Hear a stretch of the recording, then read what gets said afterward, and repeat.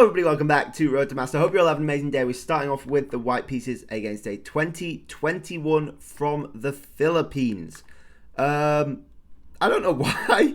For some reason I decided to play knight f3. Sure, let's go for like a King's Indian attack setup. Because why not? We'll also play c3. It's a bit wild. I am running currently on 4 hours sleep, I think, which is great. So if things don't go to plan, I've got an excuse already. They decide to play e5 as well. Very interesting stuff. So it's very weird that you allow black to get c5, d5, and e5 all in. But we're rolling with it. We're going to castle. And we're going to keep trying. This is very... they go for an early h5. This is very much King's Indian territory. Which is so weird playing it as white, because we must be better because we're up a tempo. Like, I don't know. I really don't know. We can't let them get that, so let's play h4. All the numbers are reversed. I don't understand this. Not enough sleep. Anyway, I decided to play knight f3.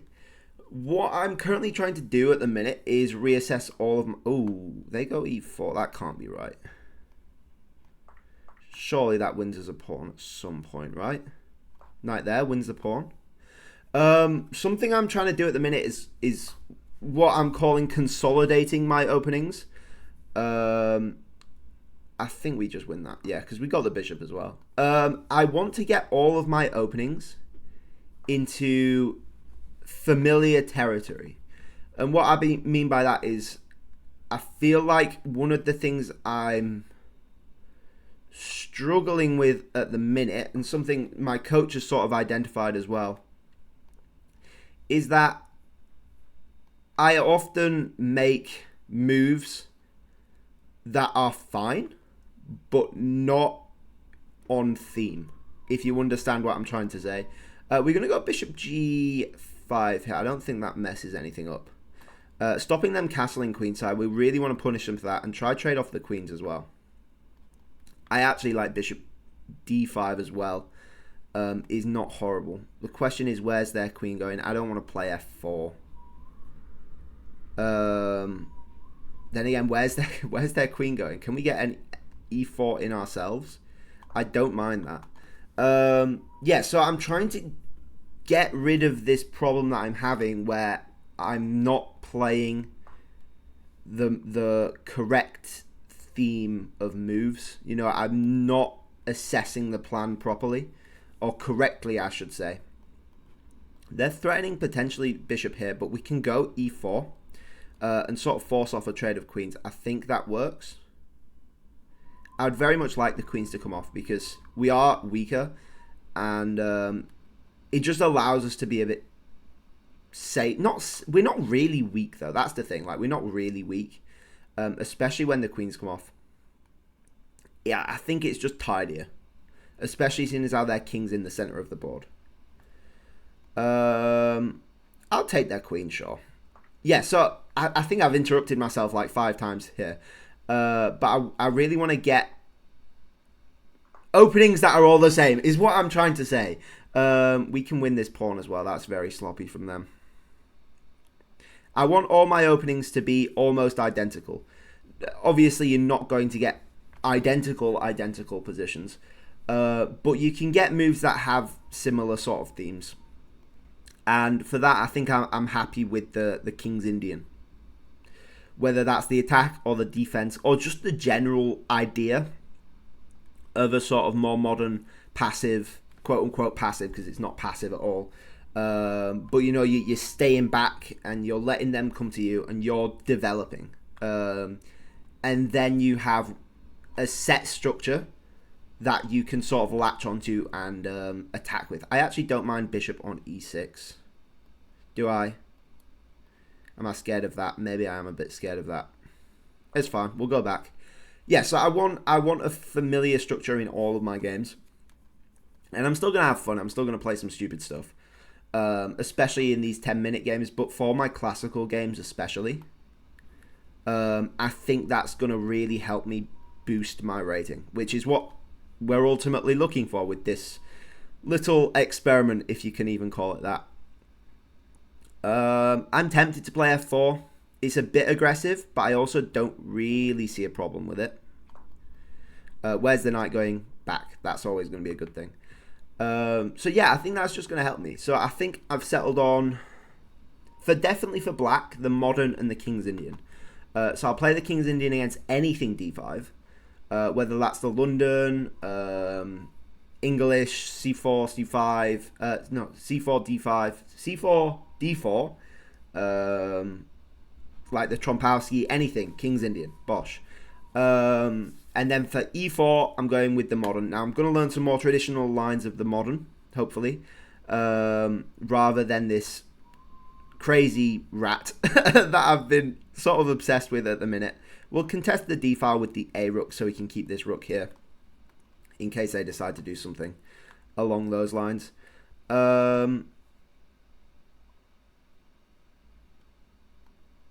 Yes, yeah, modern. So I'm going to learn some more classical lines of the modern proper stuff. Because I think the modern is a good opening. It's a fighting opening. I think there's a lot of sharp stuff. And yeah, that's for black. For white, I'm undecided. Unfortunately, I am still undecided because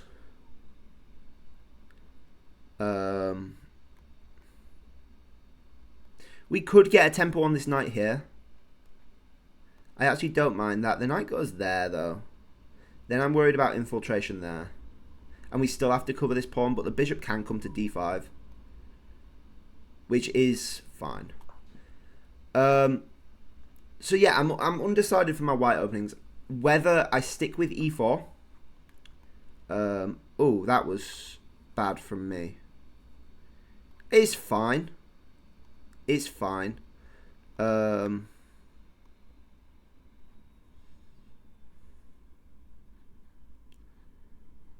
It's not ideal though. I need to stop talking because I'm not focusing properly. We could take this intermezzo. No, we can't because bishop takes with check. So we're going to have to take the knight, which is fine. Again, not ideal, but not the end of the world at all. Opposite coloured bishops were a pawn up. We could potentially do some damage along those lines of sacking the exchange. I'm not sure. So I'm undecided between sticking with e4 and going for sticking with basically everything and playing the Grand Prix against the Sicilian. Or I'm a bit worried about that. We've messed this up royally. We've really messed this up. Okay. Game face on, right? We'll take out. We're not really worried about this check. We are a bit, but also like not really. Because they have to take this back and then we can move the rook up to defend. Which is fine. Otherwise, this is crushing. Yeah, so they have to do that and then we can push. We could push. Is an option, actually.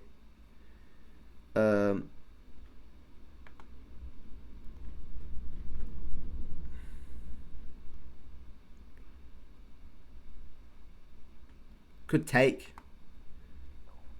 Take is fine, actually. Just wins a... no, because we lose this, don't we? Or, my other choice is to play the King's Indian attack against everything. Which is brave. Or stupid. Because it's not a particularly well-renowned opening. It has its moments, for sure. And I think if I know it inside and out, like I'm planning on doing with the rest of my openings, it could be a fun time. It could be a fun time, for sure.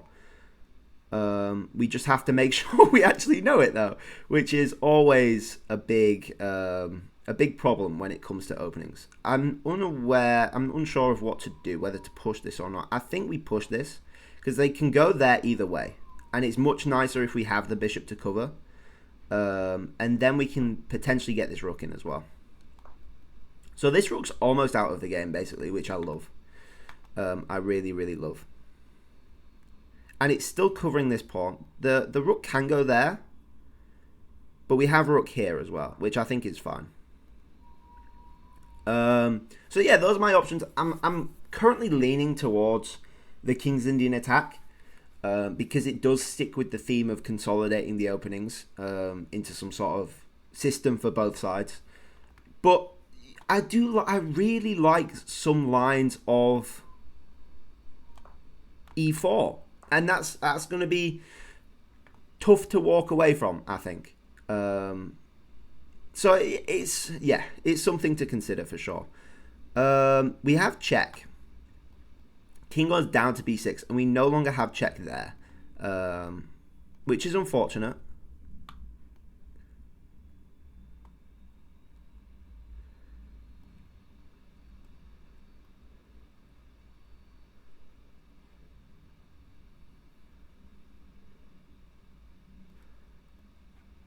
And they can take with check then, which is also unfortunate.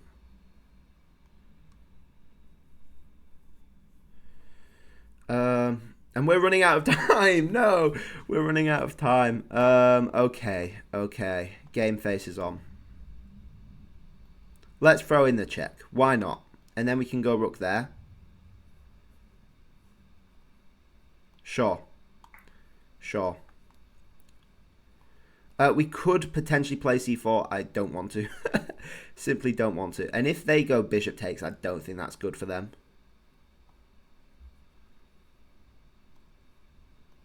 Mainly, we're just trying to stop the check, I think.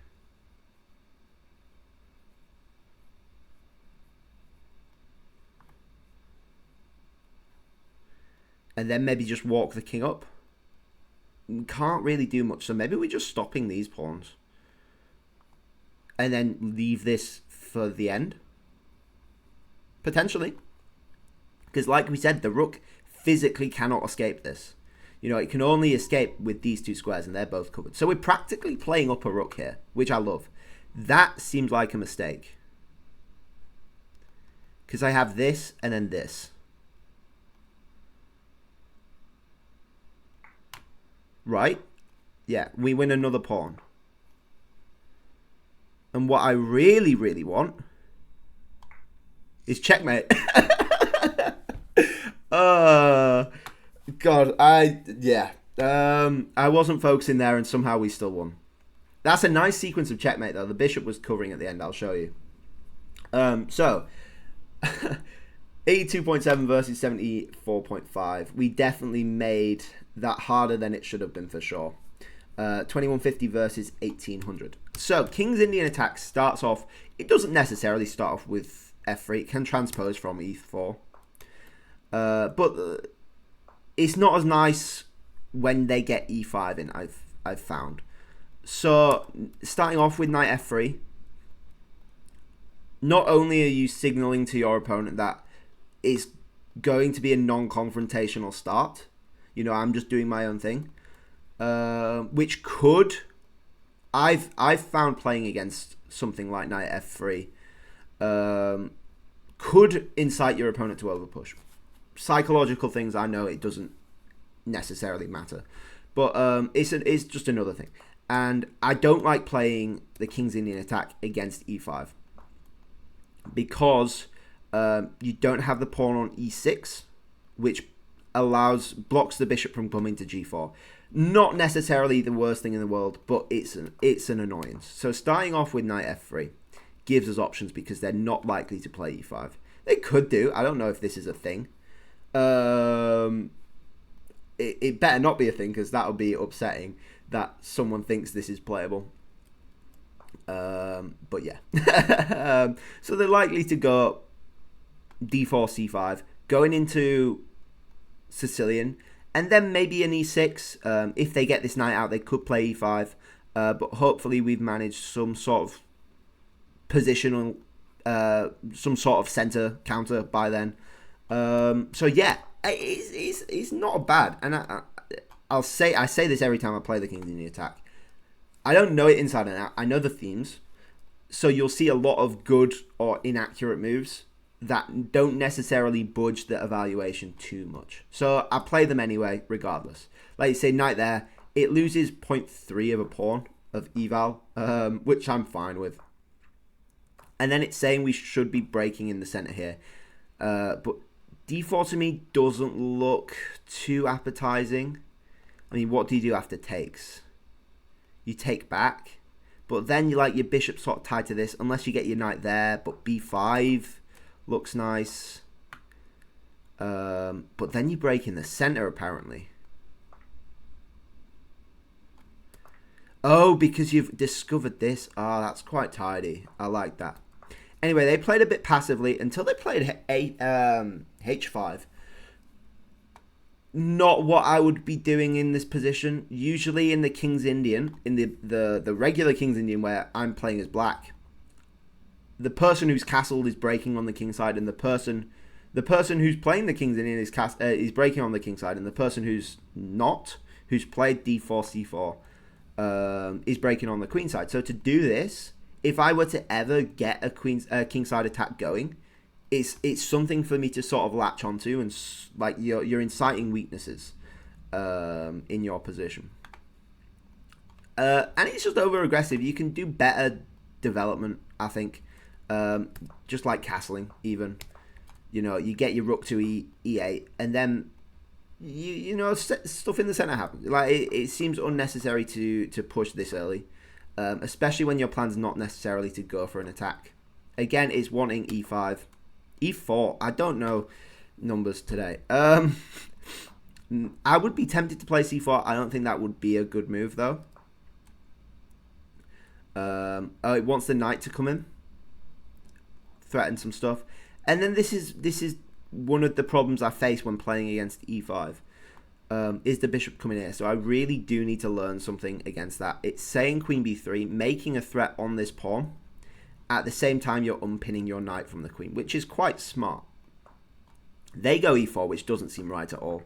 I mean, for starters, you know, I think they miscalculated this, because they didn't realize we get a discovered attack on the pawn as well by moving the knight. So by moving one piece, we're adding two pieces into the attack of this pawn, which is an easy one to miss, but also like not really. You know, they can't really defend that. And we trade off in the correct way as well. This knight's actually quite good. And another weakness of playing h5 is you don't have h6 to kick out this knight. So this can sort of stay there for now. And if we ever get the queen up, potentially we're making some queenside threats, some threats with the queen. So we take with this knight first. Then they trade off.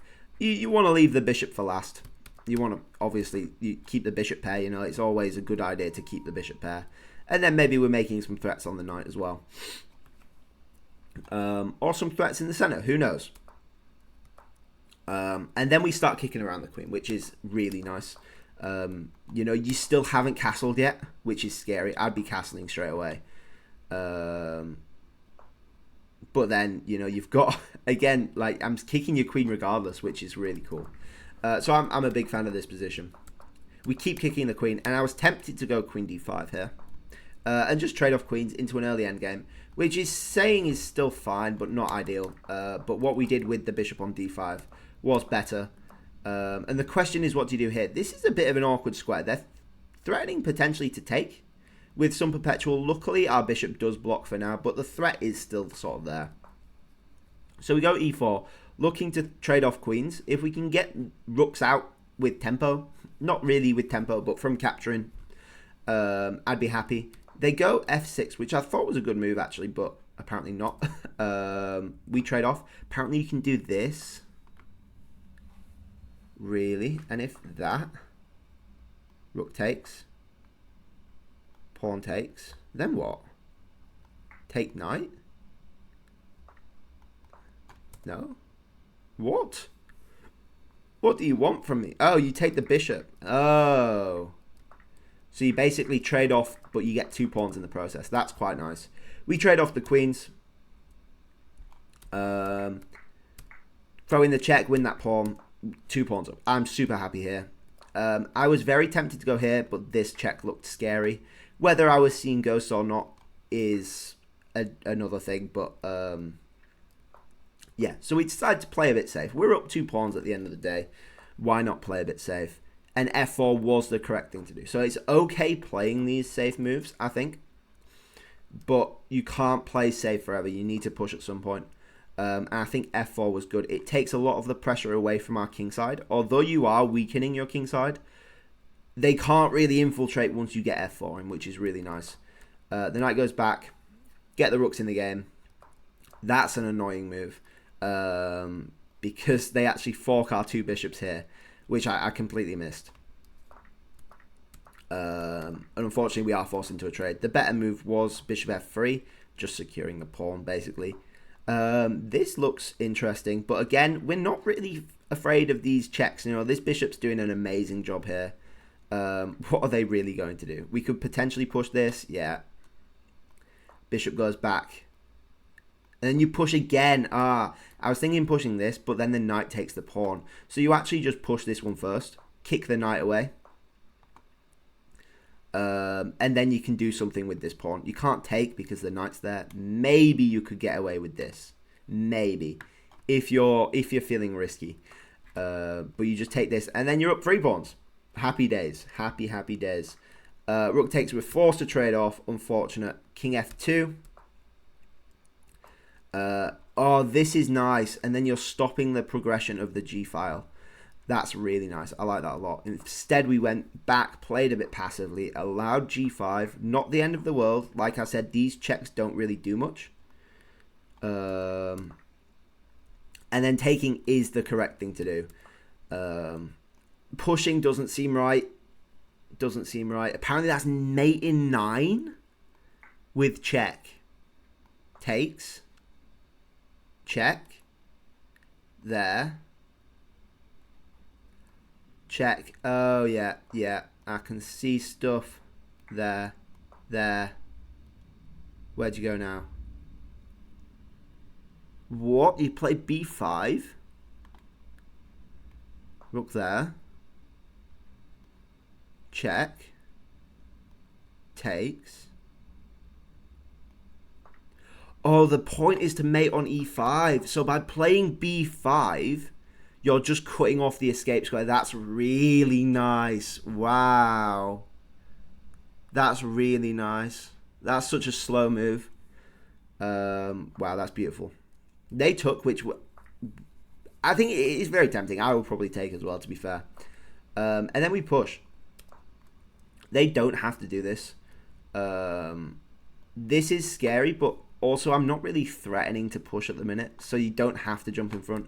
But by jumping in front, like we saw, you've completely boxed in this rook. It can't physically go anywhere. So you're either going to have to exchange and give me a scary pass pawn, or just live without a rook, basically. Because this bishop's still in the game, you know, it's not out of the game completely. It's still covering this pawn. So maybe you sack this rook or something. And take this pawn, and you play down a rook that way. At least you've taken care of some of my scary pawns. I'm not really sure. And then we're up a rook, basically. We're just sort of defending. We're making some threats on the king. This is a scary move. I really like this. And they definitely had to just take with the rook here, I think is the key. Because I can't do anything. I have to take. And then this doesn't come with the same sting because I'm not taking this pawn. And I'm still playing sort of up a rook, but at the same time, you've got a lot of scary pawns, and your king is quite active as well. So I've got my work cut out for me, definitely. Apparently, the move is king e4. Why it's king e4? Your guess is as good as mine. I guess after rook takes, you just take the bishop, because these rooks cover each other. So they're forced to do bishop takes. At which point then you can get these checks in. Obviously, if they go back, if they go there, it's the same mate that we saw. So they have to go back. Yeah. And then we just get a ton of checks, I guess. And they're potentially... So my trick is I want to get them on a light square so I can do this with check, basically. And get the rook... potentially promote the pawn. That's my big idea. But luckily the king can sort of stay on the dark squares. We keep kicking it about. Maybe we go rook b7 there. And threaten this. And we got some good activity. We got some good checks going. again, it's important to point out we're playing basically upper rook. Not playing upper rook, we're playing sort of upper rook. But yeah, that was a good win. 20-43, definitely on a bit of a streak. Not really a streak. I think it's like 3 games or something. But we're doing okay. We're doing okay. Thank you all for watching. I hope you all enjoyed. Please like if you liked. Please subscribe if you really liked. And I'll catch you guys all tomorrow. Bye-bye.